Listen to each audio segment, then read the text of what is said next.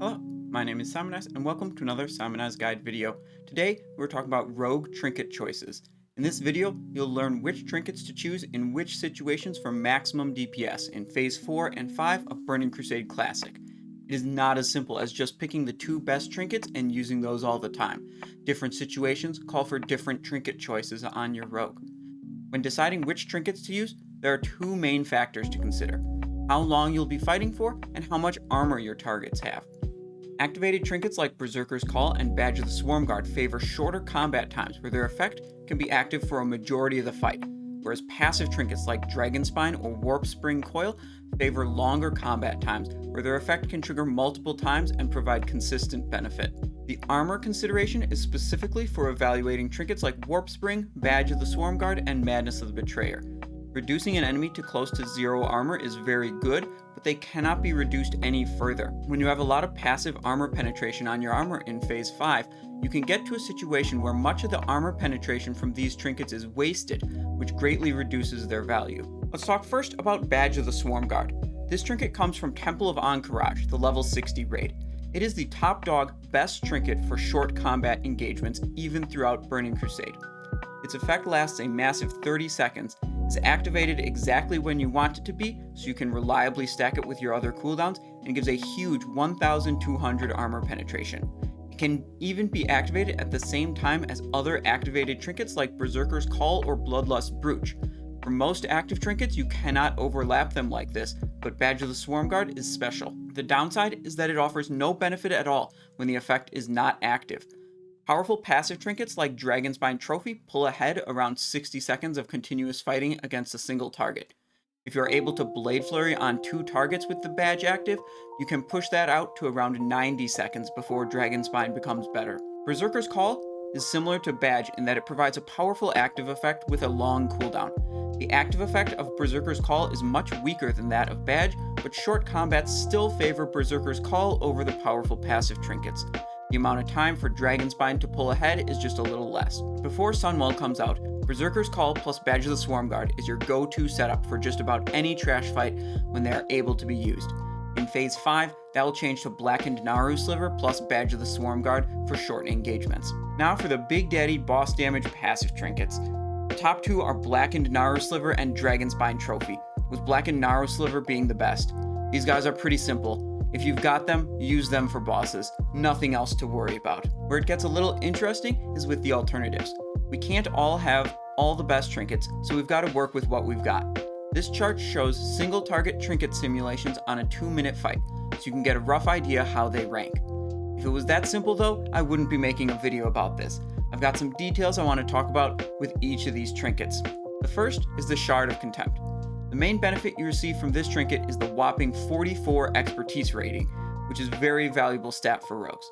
You need to be careful though, because if you're getting any expertise from other items like Belt of 100 Deaths or Slayer's Boots, you'll be over the expertise cap on bosses, which reduces the value of this trinket by a fair amount. For human rogues, the expertise rating cap against bosses is 43.3, so this trinket alone gets you right there. For non-human rogues, the cap is 63, and either Belt of 100 Deaths or Slayer's Boots plus Shard of Contempt will put you 5 to 6 rating over the cap, which is basically a wasted gem slot worth of stats, which is not good. The next one to talk about is Warp Spring Coil. The armor penetration proc is very good, but you can't reduce an enemy below 0 armor. In Phase 4, you don't have to worry about this, but Phase 5, there's enough armor penetration on strong items to potentially waste a good portion of this proc. Bosses come in 2 flavors: high armor with 7,684 armor and low armor with 6,193 armor. For the high armor bosses, you don't need to worry at all, and Warp Spring Coil is great. You can't really get enough armor penetration to worry about it for high armor bosses. But for the low armor bosses, you'll eventually want to stop using Warp Spring Coil when you get enough passive armor penetration on your gear. When you have around 1,000 passive armor penetration, that's when Warp Spring, Madness, and Berserker's Call are all roughly equal against a low armor boss. The more armor penetration rating you get beyond that, the worse Warp Spring Coil becomes, and you want to swap to Madness or Berserker's Call in that slot, with preference to Madness of the Betrayer. Lastly, we have the Ashton Talisman of Lethality. This is a fine trinket, but usually only something you use when you don't have better options. This one is nice because it's a reputation reward, so it is very reliable to acquire it. This performs decently well on long combats against bosses, but very poorly on short combats against trash mobs where you aren't doing a steady rotation of high combo point finishing moves. Now let's do a quick review.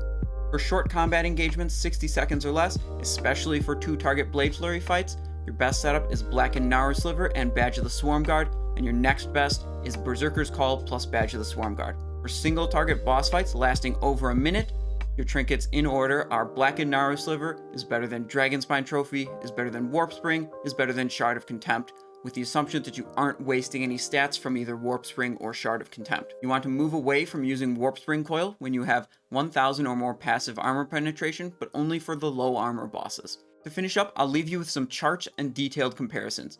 You can pause the video to read these charts in more detail. First up is a boss armor chart, showing which bosses are high armor and which are low armor. In Hyjal, Black Temple, and Sunwell, most of the bosses are low armor, but not all of them, so it's good to know which are which. Next, I have the single trinket comparison I showed you earlier. This is for a 2-minute boss fight against a low armor boss. The gear is set up here so that none of the armor penetration effects are wasted at all, and none of the expertise on Shard is wasted either. This gives you a good idea of the relative power level of each trinket. This chart compares Warp Spring Coil, Berserker's Call, and Madness of the Betrayer on a 3-minute boss fight against a low armor boss based on your character's passive armor penetration. You can see Warp Spring Coil peaks in power around 700 armor penetration, and Berserker and Madness start gaining ground as you go higher, becoming equal around 1000 armor penetration and then better.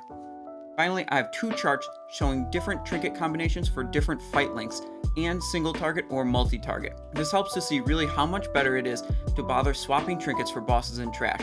The Warp Spring plus Dragonspine combo is great for bosses, but really lackluster on trash compared to activated trinkets that are ready to use. In practice, though, you won't always have those activated trinkets ready to use, but when they are, they're great. Thanks for watching the Simonize Show. If you haven't already, be sure to hit that subscribe button. Can't wait for more sweet videos? Links are on screen that you can watch right now. Be sure to join the Discord server and pop by on Twitch to catch me live. Links to both are in the video description. Thank you for watching and have a great day.